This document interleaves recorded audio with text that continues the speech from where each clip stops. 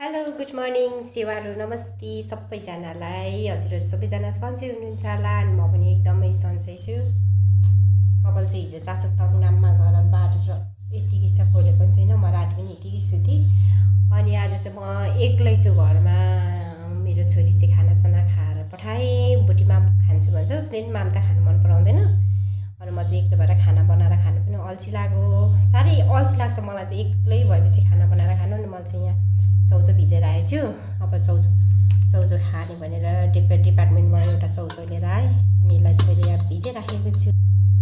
मैले चाहिँ यहाँनिर चौचो भिजाइराखेको छु।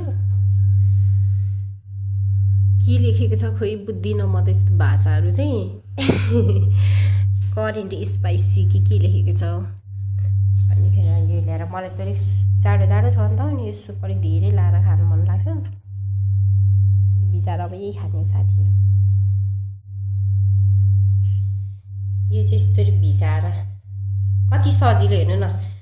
यो भिजाउनुको लागि बोटोको पनि नचाहिने है, यतिकै भिजाउनु पर्ने। यहीँ यसरी भाडा पनि पाउने, सिरिप तातो पानी लाएर खाने, पकाउनु पनि नपर्ने।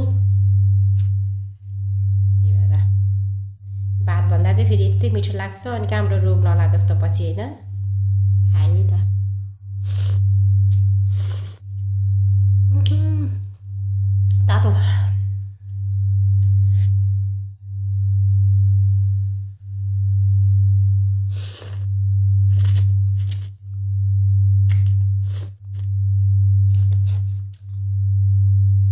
तातो रहेछ एकदमै।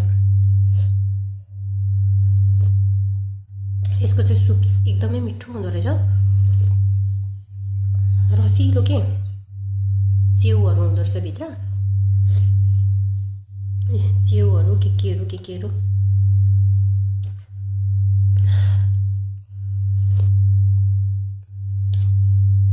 यस्तो बाहिर त्यो कोरियाबाट यस्तो ल्याएकोहरूमा चाहिँ मासुको टुक्राहरू पनि हुने रहेछ कि। पहिला मैले खाएको थिएँ, एकदमै मिठो लागेको थियो त्यो चाहिँ। तर यो नेपालमा पाउने पनि मिठो लाग्दो रहेछ, मिठो हुने रहेछ।